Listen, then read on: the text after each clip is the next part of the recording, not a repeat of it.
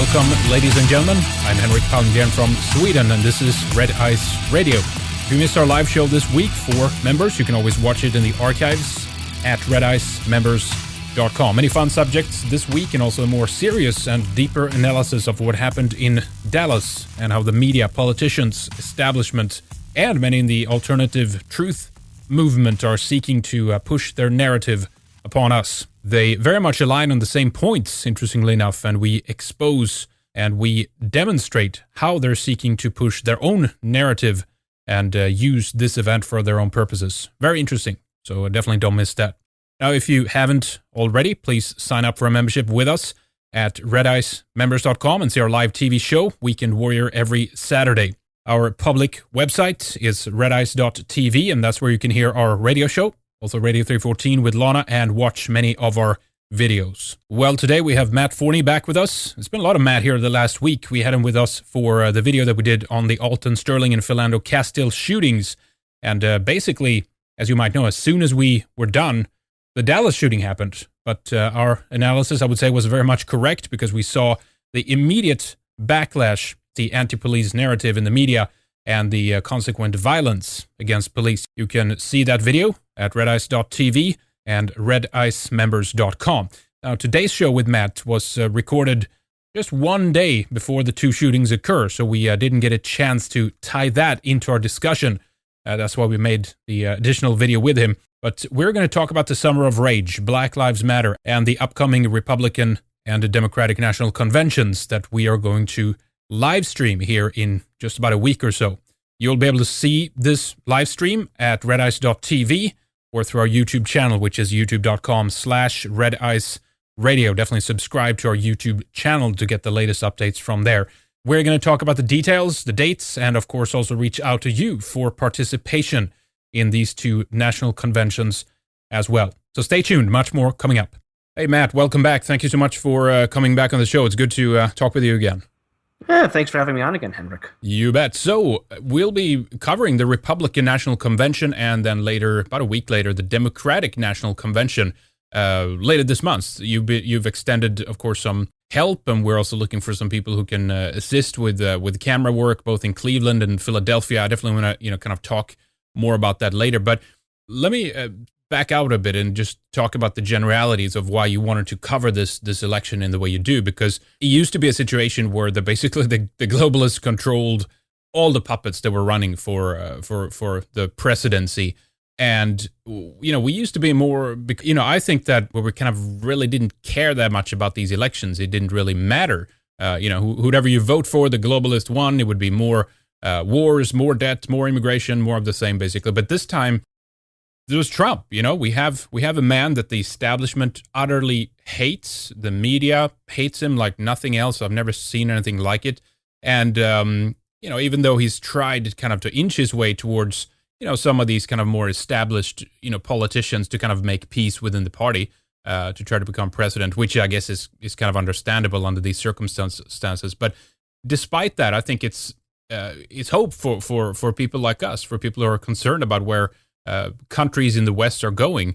And if nothing else, if Trump becomes president, we might even find out just how little the president actually controls things. I think he would be kind of vocal about those things. He's talking about a crooked system. He's talking about how how FBI's determination of the email scandal with Hillary, how that was like, that the system is crooked and corrupt and all those kinds of things.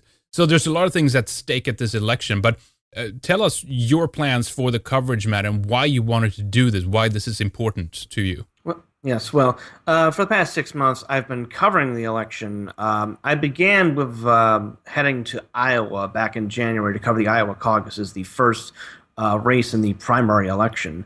And my motivation for doing it was I sort of dabbled in journalism a few months back when I was covering the Black Lives Matter protests in Chicago over the shooting death of Laquan McDonald. But basically, my philosophy is that we can't, for the longest time, the alt-right, the alternative media, whatever you want to call it, has relied on mainstream media coverage to formulate its opinions of the world. We're getting our news from CNN, Rolling Stone, the people who actually have the resources to take this stuff.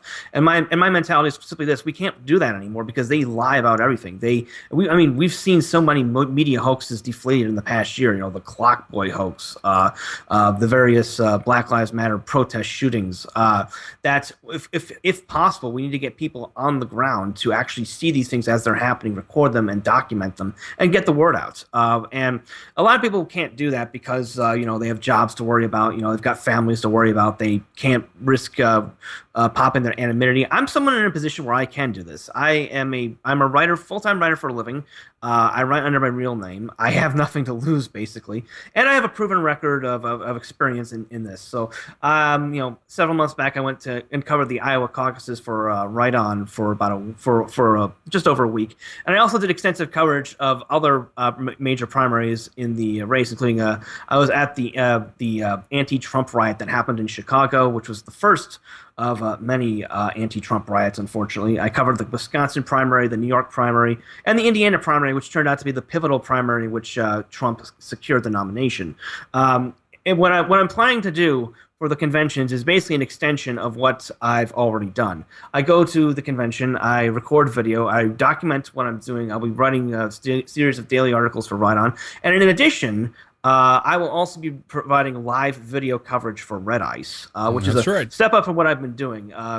We're not going to rely on Periscope, or you won't have to wait for me to upload video when I can get access to a computer, which is almost never. You'll be able to see this unfold as it's happening and be able to understand what's going on as it's happening without the distortion of the mainstream media. And I've been, raising funds to help do this because independent journalism is an inexpensive endeavor, and we're hoping we can bring the real news to you, and help enhance your understanding of the world and understand your understanding of the election. Yeah, absolutely. Well put. We absolutely have to do it ourselves, as we see time and time again. We can't rely on the reporting. We can't rely on the analysis. We can't rely much less on the way that they skew things and turn things in a different direction to use it for their own political gains, obviously. But what do you think is something? What's the setup like for these conventions now? Because a lot of things are in place for this to become something really nasty. Let's be honest about this. There's been tremendous violence outside of many of these Trump rallies, and it's been quiet for a while now because he's obviously won the nomination. Well, it's going to be settled here at this convention, obviously, more or less. It could be it's a pretty heated situation, right?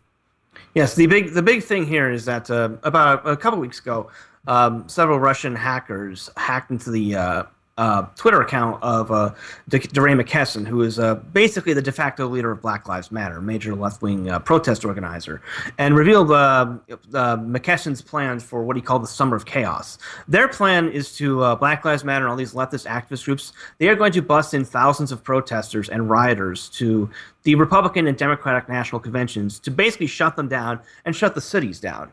And their goal with this is twofold. Number one, they want to try and intimidate the Republicans in taking the nomination away from Trump. And number two, they're trying to cause enough chaos that Obama will declare a martial law and basically suspend the elections. Now, I don't know how much of this is true or how much of this is conspiracy theorizing, but we've seen what the left has been doing with these riots at Trump rallies.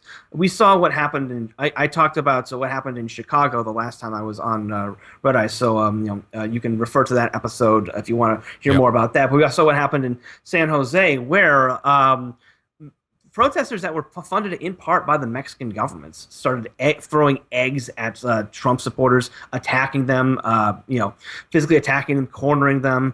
And the police did nothing. The police were ordered by the mayor to stand by and basically watch as these rioters attacked people who went to the Trump rally. And this is both because the mayor is a Democrat and deep in deep in the globalist construct, and also because there's been something an effect on police called the Ferguson effect, referring to what happened 2 years ago when the shooting of Michael Brown. Basically, cops across this country are increasingly afraid to do their jobs because they're afraid that if they're filmed, say, arresting a minority, they're filmed arresting a black person, there's going to be protests, they'll lose their job, they'll be pilloried as a racist, and as a result, this is actually just recently reported in the New York Post. There's actually been an increase in violent crime for the first time in years because police can't do their jobs. They're afraid.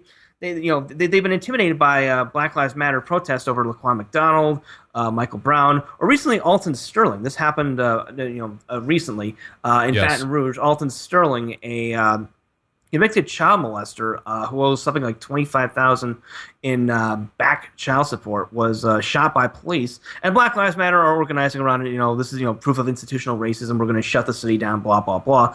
So if the leftists are going to be busting in thousands of protesters to these conventions, and we need to actually. Film this, document this, and resist the attempt by violent leftists to overthrow our democracy and take over our country. This is it sounds ridiculous, but this may be one of the defining moments for our generation, the younger generation. Yeah. No, of course. I mean, you're absolutely right. There's so many things at stake, and things are.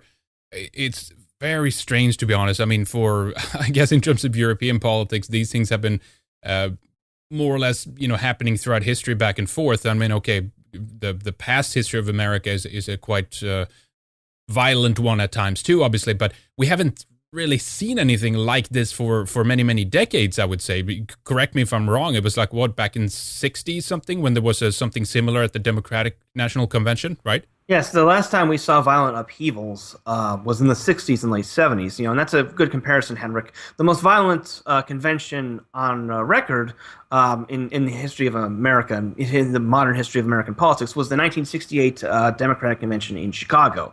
Now, 10,000 protesters were bussed into the city by the Coalition to Stop the War in Vietnam and all these other groups, and we saw massive amounts of police violence, brutality, etc. They're trying to replicate that just for the purposes of sowing chaos and provoking the. Oh, I should also mention that Black Lives Matter may actually be cooperating with Attorney General Loretta Lynch. Yeah, of course. Yes, it's a we have to. We have to document this and do our best to resist it, because the police are not going to stand up for us. The police have been cowed in submission, or in the case of places like Chicago and San Jose, they are being told to stand down. The left is pushing aggressively. Trump is the first legitimate threat they see to their power in God knows how long, and they're not going to give up without a fight. No, exactly.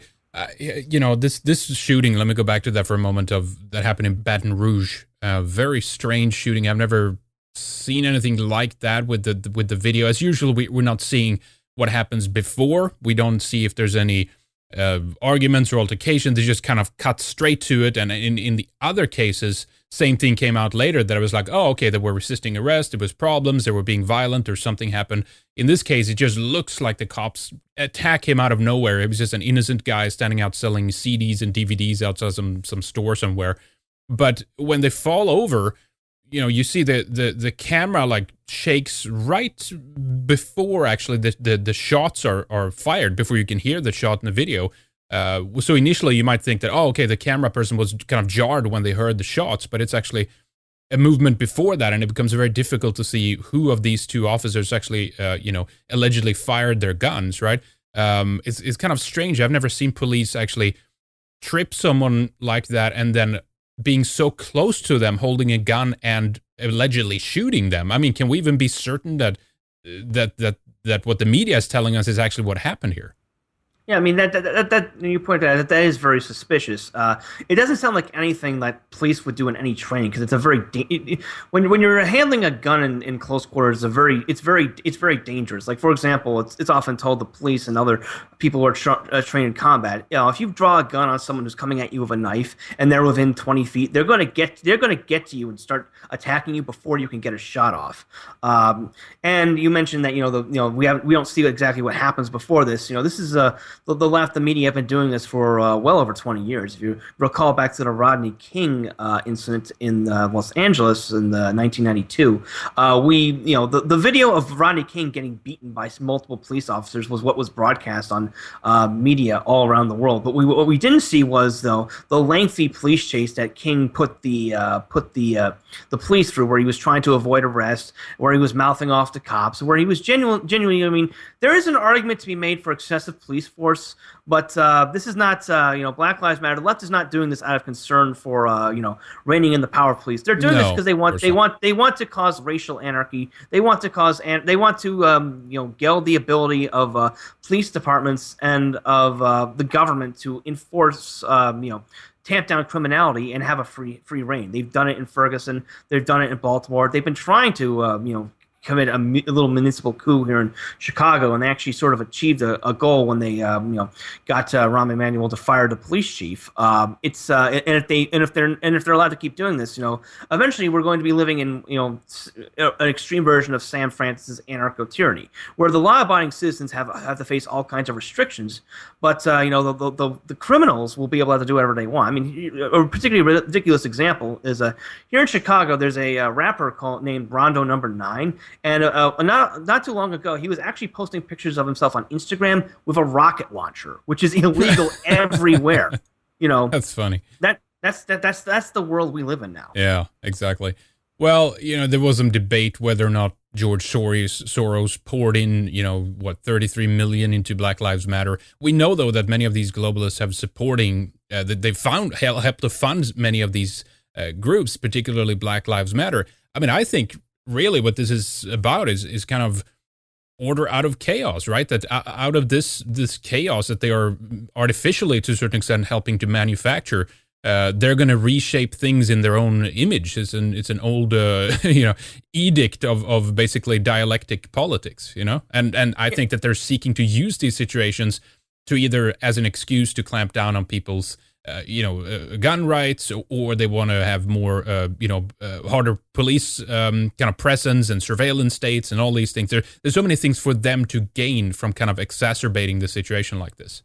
Oh yes, yes, and this has it's been proven to a certain extent that Soros is involved. For example, when during the Arizona primary, there was a massive protest, an attempt to, Mexican illegal alien activists tried to shut down the road to keep people who were from entering or leaving the Trump rally. And there was a famous picture of this one Mexican protester who defiantly chained herself to her car with a chain around her neck. Turns out she's an employee of Soros's Open Society Foundation. Yeah.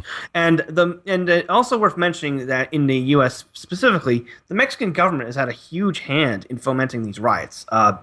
Mexico has a massive financial interest in continuing to send illegal aliens to the U.S. because remittances, money sent by Mexican illegals back to their families in Mexico, actually forms the largest portion of Mexico's economy. It's a You're very kidding. poor country. Really? Yes, it's even larger than their oil exports. And it's such a big business that Carlos Slim, who is the largest telecommunications owner of telecommunications networks in Mexico, he owns the cell phone services. So every time Mexicans make a call back, he makes money off of that. When they send money back, he gets a little fee for the wire. For several years running, he was actually the wealthiest man in the world. That's right. Yep. He's still in the top 5, and he has been actively manipulating media in the U.S. to push a pro-legal alien line. Several years ago, when the New York Times was on the verge of bankruptcy, he came in and gave them a cash bailout, more or less on the condition that they would aggressively push for amnesty of illegal Mexican aliens, and Mexico, despite being a poor country, is actually, in terms of raw money, one of the largest foreign lobbyists in Washington, roughly about the same size as like the Israeli lobby. They have a massive interest in maintaining the status quo, and they've been fomenting riots and openly interfering in an American presidential election because they see Trump as a major threat to their little scam. Yeah, yeah. The situation you describe here with the police basically being unable to operate in the way that they've been used to is a very dangerous one, obviously, for regular people, basically, who might want to attend in a political event or whatever, might be targeted, they might be violently attacked, some of them might even be murdered, to be honest. I mean, as things are heating up, I've never seen anything like it. I think that this, as I said, is a very volatile situation. The fact that the police feel that they are have this hands-off policy, and especially then against blacks, right? Because they obviously wouldn't have the same approach to white people or others, because it's not the same level of attention on those cases as it is when it's an African American, right? Yeah, I mean, actually, here's a Cleveland-specific example, since that's where the Republican convention is taking place. A while back, there was the case of Tamir Rice, who I think was this, like this 13, 14-year-old, like kid in quotes. Like, well, number one, they always call these youths who get shot by the police kids, even though they're like 13, 14, 15. And like 100 years ago, if you were that old, you were usually like working and start married and starting a family. But this kid was Well, like some of them are playing like with 200 pounds already, you know? yeah, yeah. But anyway, this kid Tamir Rice was playing in public with a gun that looked a toy gun that looked like a real gun, and someone called the police because they understandably were a little suspicious. And when the police showed up, to Tamir Rice, he actually pointed the gun at them. And they shot him dead. And the left was suddenly like, "Oh, they shot some guy with they shot some kid with a toy gun. That's horrible, racist. Black Lives Matter. Blah blah blah." But here's the thing. When you're police officers are trained to react to any possible threats to their safety Of or the course. safety of innocents. That's why when you're interacting with the police, the first thing you have to do is you have to convince them that you're not a threat. Once you convince them that they're not a threat, then you can have a peaceful negotiation with them or whatever. If they see you're a threat, they're going to act on that. And a couple months back, the city of Cleveland was actually forced to pay out a several $1 million settlement to Tamir Rice's mother based on the fact that this kid was so dumb, ignorant, that he thought that pointing a toy gun at police who are armed with real guns was a good thing. It was a smart thing to do.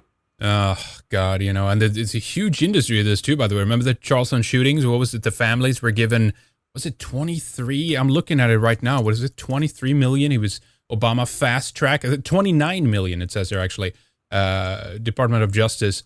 And then on top of it, the families actually went together now in I think it's a class action lawsuit against the FBI because they argued that they failed to do proper background checks. Ergo, they're seeking to make even more millions by suing the FBI because Roof got to manage to get a hold of a gun. Yeah, and this is this Black Lives Matter and restraining the police is occurring at the same time that the Democrats left are making a renewed push for gun control, which represents how powerful they feel. I mean, back 8 years ago, we know that the left wants to take away guns. They want to geld the Second Amendment. Well, they had to sort of be discreet about it. But now we have Hillary openly talking about instituting gun control laws. We had that illegal sit-in that happened in the House of Representatives last week. Yeah. And we know for a fact, that if the Democrats obtain power, they are going to do everything they can to restrict our Second Amendment rights. Or in the case of the Supreme Court vacancy, Antonin Scalia died earlier this year. They're going to appoint Hillary will appoint a justice who will reinterpret the Second Amendment to allow massive gun grabbing. So we won't be able to defend ourselves. The police won't be able to protect us. We'll be living in it will be complete anarchy, complete chaos. You told me about this Summer of Chaos operation that was initially planned by Black Lives Matter. Maybe there was a connection to Loretta Lynch. Has this kind of unfolded the way they wanted? It seems to have been somewhat quiet so far. Correct me if I'm mistaken. They've been somewhat quiet, probably because they realize that they can't push too far too fast. Because on a certain level, I do think Trump understands these people, and the reason why he was, for example, back during the Super Tuesday when he was the primary races in major states like Illinois, Ohio, Missouri, with cities that have been ruined due to black criminality and the emptying out of manufacturing jobs. He was scheduling rallies in places like St. Louis, Chicago, Cleveland, and he had to have known on a certain level that there was going to be massive pushback. And with the California primary, he's scheduling rallies in places like San Jose, Orange County, places with large amounts of illegal aliens. Because on a certain level, he realizes people are going to see the optics of illegal aliens, Mexicans, holding up signs to say "Make America Mexico Again," "America was never great," burning the American flag, and openly attacking American citizens for the crime of just showing up to a political rally. Yeah. So at a certain level, I think they realize that if they push too hard, too fast, they're going to deliver the White House to Trump, and they're going to enrage whites to the point where they won't be able to push back anymore. But at the same time, they're not going to surrender so easily. This is they do in fact they view Trump as a major threat. They view the alt-right as a major threat, and they're going to do anything. They're going to do whatever they can to tamp that down, including breaking the law if necessary. Well, absolutely. I think it was yesterday I was looking at CNN a little bit of their coverage. I wanted to see what they were saying about the vindication of Hillary after this email scandal, and it was just, I mean, it's a debacle, the whole thing, obviously. The fact that they dropped this ball. But on the other hand, what they spend their time on CNN was basically to hyper analyze the symbolism, almost like a conspiratorial esotericist of Trump's tweet, because of the fact that he had a red star that talked about in the image that was like about Hillary's corruption. There was like dollar bills in the background.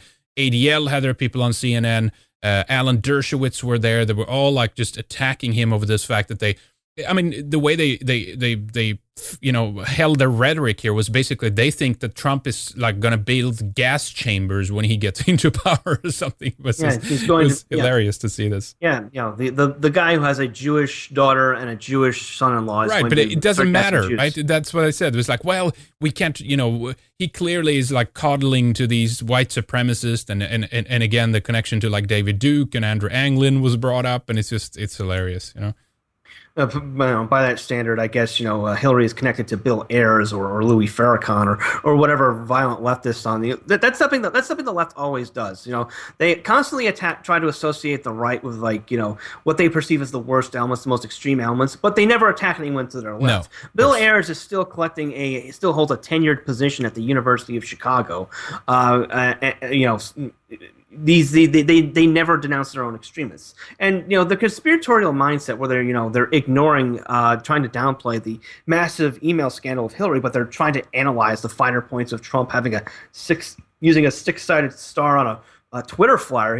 It kind of reminds me of during the Russian Revolution when the revolutionaries broke down and entered the palace of the Tsar. They discovered that the Russian revolutionaries, the Russian aristocracy, were obsessed with tarot cards and astrology.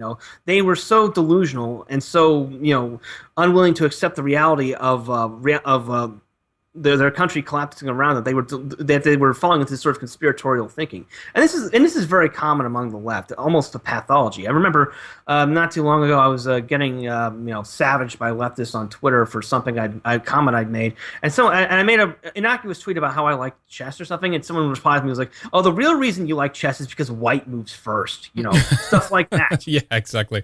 Yeah, it's true. I've seen. We used to be into symbolism in this show. We were talking about, we were savvy to many esoteric subjects, and you're right, it was partially due to the fact that there is a connection between an interest, a fetish, if you will, for some of these topics and many of these global elites and whatever. But I've seen in Britain, for example, they've been analyzing these kids shows about like trains and stuff like that. That is like really like a hidden kind of power narrative of whites dominating, brown people and black people in these like kids TV shows. I've never seen like the level of paranoia, if you will, in terms of that everything around them is somehow a reflection of like this power dynamic. I mean, feminists do very much the same thing, right? Yeah, well, Robert Ringer had a good quote in his book, Winning It with Intimidation. If you deny reality, it will automatically work against you. And the leftist mindset is about denying reality. It's about denying the differences between races. It's about denying the differences between the sexes.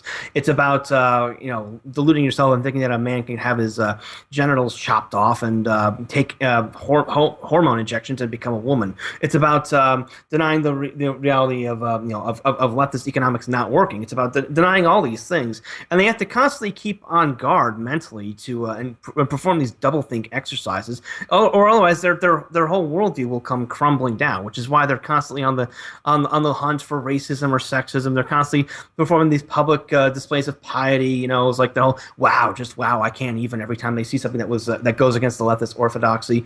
It's all a massive attempt to just keep their own minds from collapsing in on themselves. When you acknowledge reality, like we do on the right, the alt-right, you don't have to live a life of lies. It's a kind of a grotty cliche, but if you tell the truth, you don't have to remember anything. If you tell the truth, you don't have to constantly play these mind games on yourself and other people in order to convince them that to avoid seeing the fact that the emperor is naked.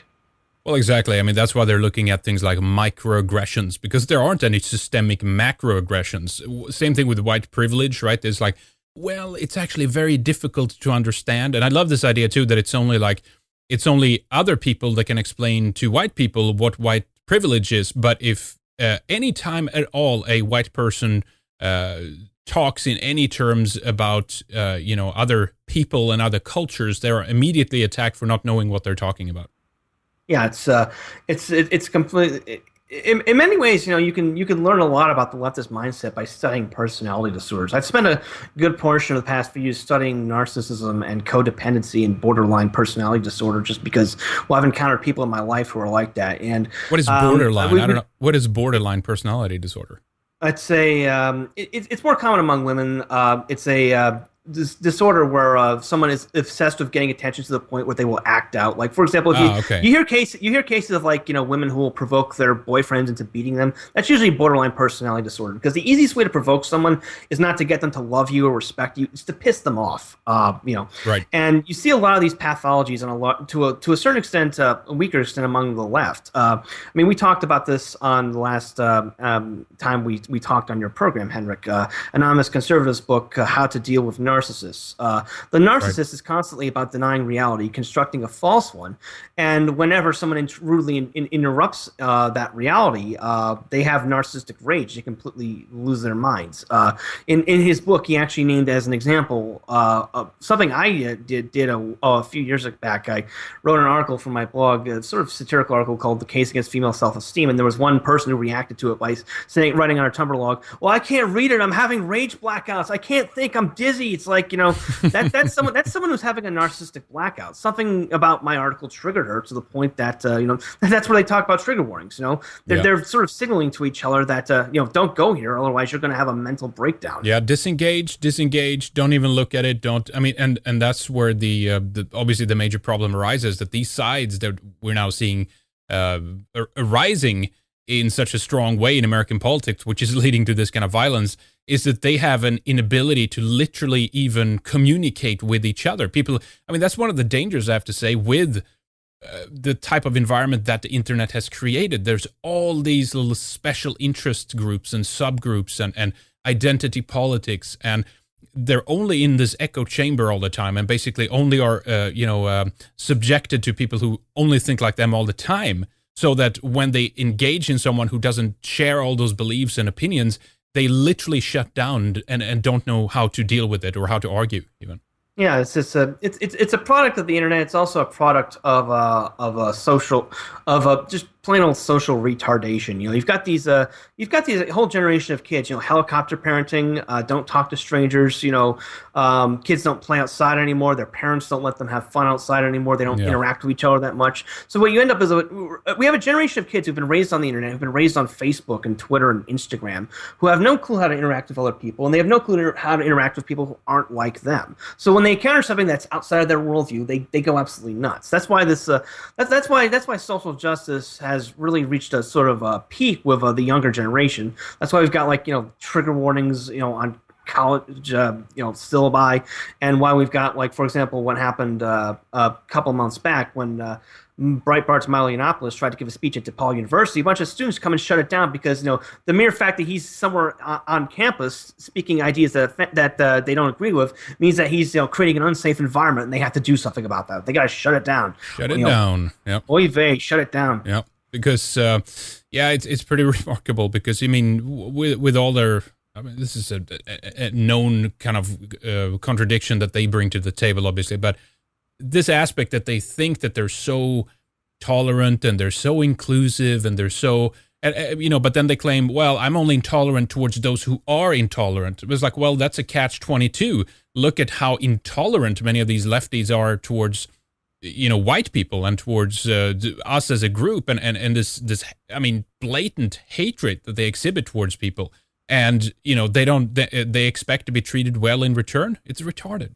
Yeah, Steve Sailer called this, on a political level, the coalition of the fringes. The Democratic Party, and to a lesser extent leftist parties in Western countries in general, are a coalition of those who oppose normality. It's gays, it's blacks, it's Hispanics, it's everyone who is against it's single mothers, everyone who is against families, everyone who is against whites, everyone who is against masculinity and femininity, and their tolerance is for everything that is not normal.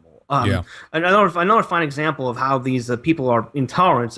Again, some of you may have already seen this video, but when I was filming the Milo Yiannopoulos speech and the little protest that happens afterwards, there was a protester next to me, and I caught this on video. I jokingly said to her that she needed to lose some weight, and her response was she started screaming at me. He's like, fuck you, fucking racist. Then she tried to, attack me, steal my phone out of my hand. Yeah. It's like these people exist in and after, discovering who she was, she's a typical sort of, she's from the suburbs, or her parents are paying for everything. The only job, in quotes, she's ever had is interning for some local comedy troupe. She's involved with every left-wing socialist, Black Lives Matter, anti-capitalist protest you can think of. Just these people's lives are so sad that I almost feel bad about making fun of them. Yeah, the key word there being almost.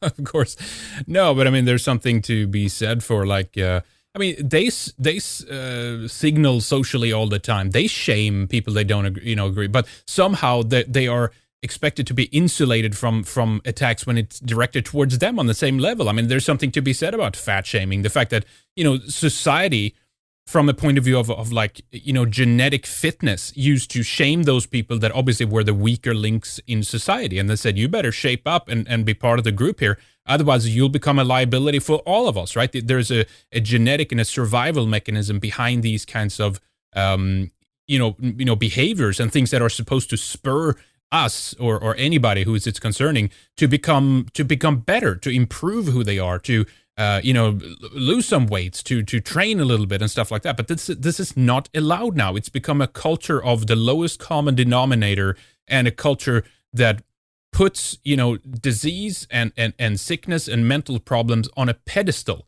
and that it's somehow those are the aspects that are better than this kind of normality, right?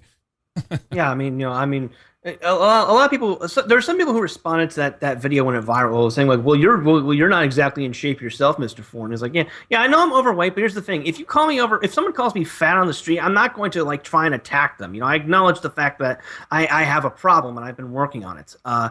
These people, it's one thing if you're overweight. It's one thing, if you have these issues. It's quite another to demand acceptance for them. Of course. I feel like just the other day, I saw someone had linked to my blog, some Canadian writer writing for some, I think The Independent or something, and she's whining about dear fat phobic people.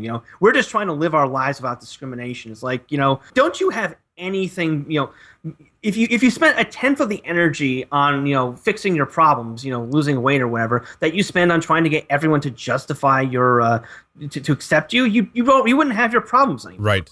Exactly.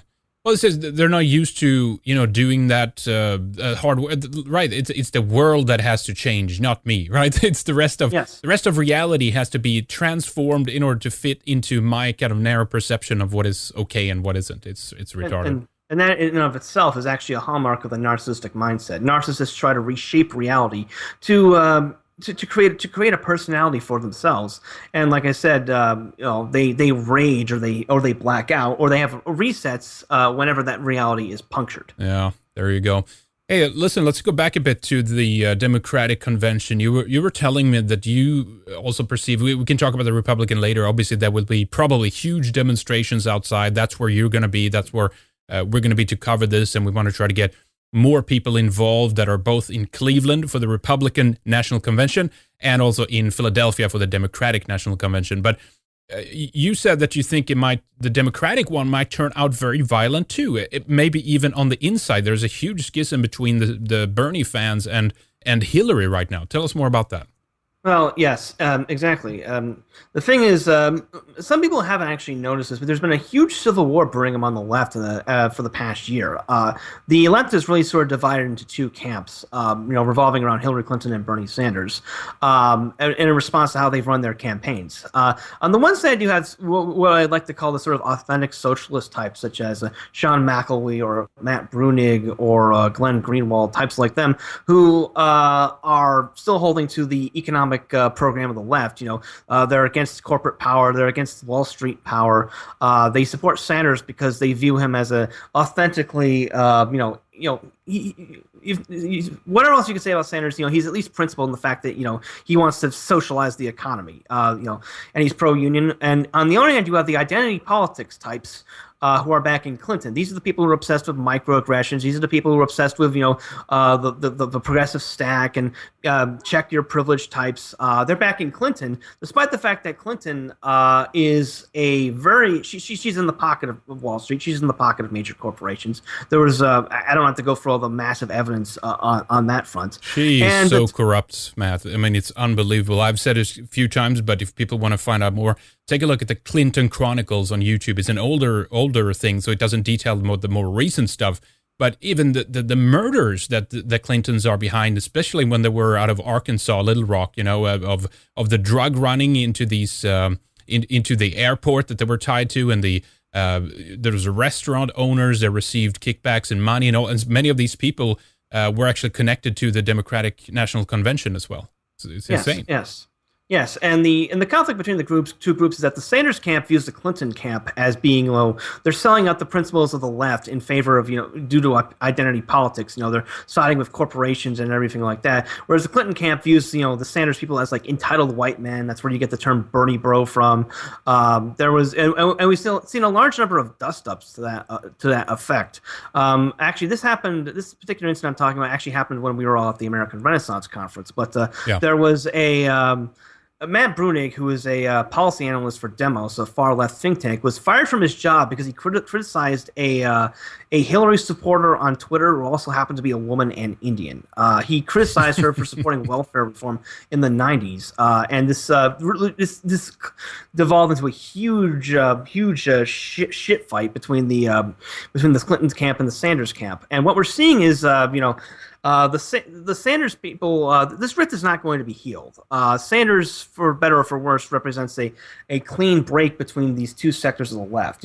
People were sort of expecting that the two camps would reconcile the same way Obama and Clinton did in 2008. But the thing is, Obama and Clinton really weren't that different. They were both corporate Democrats taking Wall Street money. Sanders, to his credit, has remained fiercely independent, notwithstanding his personal spinelessness on certain issues, and the people he's activated are not going to go away. So we're going to see and that's why he's fighting all the way to convention. And his people are going to, there will be violence in the streets of Philadelphia. I mean, going back to the Democratic convention in Chicago in 1968, there was super violence. That was left-on-left violence. It was Chicago is a city that has been controlled by the Democrats for about a century, and the city administration, the police, were fighting activists who are further to the left than they are. We're going to see. And also, I have sources within the Republican Party that tell me that Clinton is planning on, when she gets the nomination, purging anyone who was disloyal to her, anyone who supports Sanders, from the party. She is not, Hillary Clinton is pretty much openly a very vindictive individual. She views them as having stabbed her in the back. She's been stabbed in the back twice now. First when she ran in 2008, and this time she has the party machinery on her side. We're going to see a lot of people who are people in the Democrats, the left, who are going to be cast out into the wilderness. And again, these are this is somewhat unconfirmed, but again, my sources also tell me that Hillary is going to try and actually do an outreach campaign to moderate Republicans in August. Mm-hmm. There are rumors that she may actually be naming prominent neocons to her cabinet. And this is it's already been confirmed that she's been reaching out to donors from the Bush family donors, George W. Bush, since they are not participating in the election or endorsing Trump. She is trying to she's trying to hoover up all the corporate monies, man. And this is going to further inflame the Sanders left, who are either going to, sectors of them are either going to vote for Trump or they're going to sit out the election. So we're going to see a massive schism in the left in the coming month. Yeah, was it something with Richard Armitage? I mean, he's a huge neocon player, this guy. He's one of the most likely candidates. Hillary has been she's been running a campaign that and I have a report at Right On from the Iowa caucuses that sort of explains it. She's been running a campaign catering to the worst elements of identity politics. Yeah. Her speeches are all about gay rights. They're about trans rights. Weirdly enough, she's taken up AIDS as a major cause. She's taken up fighting racism as a major cause. And this has also been sort of where Sanders almost entirely talks about economics. This has been borne out in the Democratic primary exit polls. Sanders and Clinton have more or less split the white vote 50-50. I think it might actually be edging in favor of Sanders. But the reason Clinton won is because she has almost monolithic support from blacks and Hispanics. If you go, for example, the New York presidential primary, which is Hillary Clinton's home state, in quotes, because she's a carpetbagger, but she. The two of them actually split the white vote 50-50, and Sanders actually won most of upstate New York, which is primarily white. But Clinton won the state in large part because of her monolithic support among blacks and Hispanics. And there's a lot of bad blood between the camps developing on the racial question, because a lot of progressives have been. There's this one alternate contributor named Adam Johnson who says that identity politics types who talk about racism and microaggressions are they're acting as they're covering for corporate power, because they're trying to silence by saying, you can't have an opinion. You're a white male. You're a cishet white male. You're privileged. Shut up. They're basically silencing a portion of the population from criticizing, corporate power, from criticizing Wall Street malfeasance, from criticizing this and that. So these two camps do not like each other at all, and we're going to see that explode in the coming month.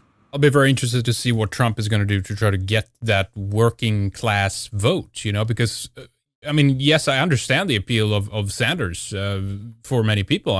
Let's be frank about this. The system is corrupt. There's a lot of things going on that absolutely is proves of what an inside, job many of these things are, and how much money the globalists and the elite have made from these, economic crashes and so forth, of undermining American workers, outsourcing their jobs, turning their back on them. But if Sanders doesn't gain any further, if Hillary gets in, I wonder what Trump could do to try to attract that demographic and get them to vote for him. I hope they would, instead of voting for Hillary. What do you think? Trump is already doing a pretty good job of bringing them in. Remember on his platform, he's against free trade, he's against NAFTA. That already automatically appeals to unions, particularly manufacturing unions, who've seen their jobs, their livelihood being shipped to Mexico or China wholesale. So he's got an advantage on that front. Number one, and number two, Trump is not a traditional Republican. He doesn't use the term conservative. In a broad sense, he is obviously a conservative because he wants to conserve the American nation. But he is a nationalist at heart. He's about protecting the American worker, the American way of life, the middle class. And we've actually seen this borne out in polling. Now there are the mainstream media has been sort of trying to, drum the negative beat of, Trump's falling in the polls, Trump's falling in the national polls due to his racism or blah, blah, blah. But the thing is, you have to remember, there really isn't so much one presidential election as there is 50 presidential elections for each of the 50 states, as well as for the Washington, D.C. And in swing states such as Pennsylvania and Michigan that have large numbers of unionized workers, the race is either very narrow or Trump is actually slightly ahead, because these workers, the union types, have had it with the Democrats telling them, you need to vote for us because the Republicans are evil. They're going to outsource your jobs, and the Democrats go around and they outsource the jobs anyway. And there is precedent for this. Back in 1980, 1984, Ronald Reagan was carried to the White House in part because he had massive support from the unionized workers. Same thing happened in 1968 after the Democratic Convention and the Hard Hat riots. Many ordinarily Democratic union workers actually backed Nixon because they, while these they may have left of center views, they may have left of center economic views. At the same time, these people they have families, they have kids, they love their country, and they're not going to and particularly with Hillary and her supporters just attacking white men for being white men, attacking whites. If you insult someone and constantly degrade them, eventually they're going to fight back. And we're going to see this. We're going to see this in a big way, regardless of whether Trump wins or loses. He's going to. I do believe he's going to win, absent massive voter fraud. We're going to see massive support from him from unions and other demographics that traditionally don't support Republicans. Yeah, it's going to be very interesting. I want to discuss this more in the second segment in terms of also what might happen at the Republican National Convention. I want to get your take on Brexit and what's happening over in Europe right now. There's many things going on and rising. But before we take a break, let's spend some time talking about your, again, you encapsulating obviously your ambitions for the live thing that you're going to do. And also what you need help with and assistance. I know that you've reached out to people. You're trying to get help with some of the funding so that you can cover your costs while you're there. Tell us more about that, Matt, and what you're seeking to do here. Well, as with all of my previous coverage of the Iowa caucuses and other campaigns, I'm raising funds because this is a very expensive endeavor. As anyone, Henrik, you could attest to this. This independent journalism, this work is not. It's not cheap, and it's there's a massive. There are not massive expenses, but there are considerable expenses involved. Right now, I have been raising money for the past month. I have a target goal of about $2,500. I'm roughly about halfway there. This is to cover the car rental because, I obviously need to get around to get to Cleveland and Philly and get around the city. This will cover, food. This will cover, accommodation. This will cover equipment purchases. I need to, really get up to speed. I mean, I could do it now, but there are certain, such as a better mic or better equipment that I could use to, cover the election. And there's also, the rainy day fund in case things go wrong, things get violent, plans change, etc. And I have a proven track record of, anyone who's been following my blog, following my YouTube channel, following my coverage at Right On or Return of Kings knows that I've got the goods. And if you've enjoyed my work, or if you want to help make this possible, help me cover the conventions for Red Ice as well as for Right On, etc. I really do encourage you to head on over to my website mattforney.com and donate. No amount is too small. Every dollar counts. This is not I can make these things happen with a relatively small amount of money.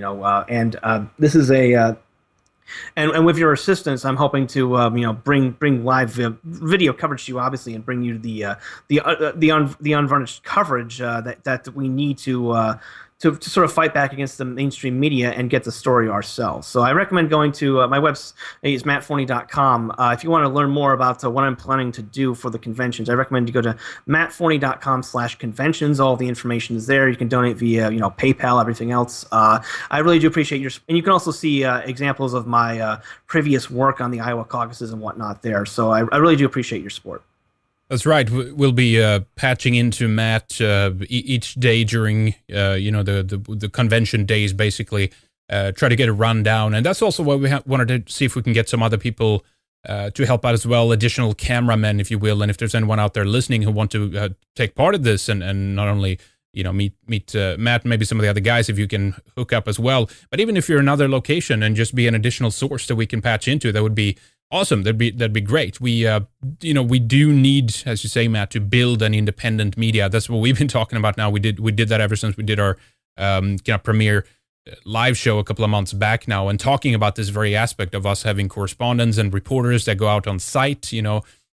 Some of you that do, you don't have to show your face. You don't have to be visible. You can literally just act as a cameraman and patch into things, specifically if they happen and if something kind of occurs, an event or something more dramatic that needs to be covered in some way. So we can get the spin-free version of that and basically have a media that can talk about these things and analyze these things from our perspective. We don't have that voice, if you will. We don't have that representation. There's $1 million endeavors that literally are working against our interests every day. So do help Matt out. That will also help us out at the end of the day, and make sure that we can build a structure around an independent media. That's definitely what we need. Yeah, we need to collaborate a lot more because when we come together, we can do much greater things than we can on our own. Well, we have a ton of guys, in this part of the internet who have the experience, who have different skills, and we can accomplish so much more working together than we can not. So if you're in Cleveland or Philadelphia and you want to help participate in the live coverage, get in contact with me, get in contact with Henrik. We need all the support we can get. So you know how to get a hold of both of us. That's right. That's right. All right. Well, we'll have a link up, obviously, to the fundraiser that Matt has ongoing. Please do help out if you can, if you're able to do so. As Matt said, even smaller contributions are very much welcome. And again, it's the classic old thing that people say every time. But if everyone listened to just donate a couple of bucks, I bet you Matt with Badr in just a few hours, basically. So. Do that. But okay, very good. We're looking forward to that. It's going to be a lot of fun to cover that, and we're going to try to kind of patch together, some kind of schedule, if you will, and have a couple of different people that we can patch into throughout the events and see. And again, it's as all live things are, it will have to be kind of on the fly, and it will have to be adaptable to the circumstances depending on what's happening and where the action takes place and whatnot. But nothing else. It'll be a lot of fun. All right, well, folks, stay with us. We're going to continue here with Matt in the second segment, so much more to come. Stay tuned. We'll be right back with more. Well, join us for the second segment with Matt Forney at redicemembers.com. A membership is only €6 per month. Subscriptions go from 3 months up to 2 years. Support independent alternative media and help us cover more, reach out more, and proceed with our ad-free, commercial-free broadcasts, live shows, and video productions. We have much more to discuss with Matt, so stay tuned as hour 2 is up next here. But before we do that, let me quickly just tell you about our upcoming guests. We have a 314 with Lana on Wednesday with State of Nation. Then on Friday, we have Jay Dyer on global terrorism and what happened in Dallas and a whole lot more. We have several shows queued up after that with Roger Devlin, James Bacot, John Lash, Gurmar Rudolph, and also Eric Hunt on Ellie Wiesel. Stick around, ladies and gentlemen. More coming now in the second hour. RedIceMembers.com. Thank you for listening. We'll see you on the other side.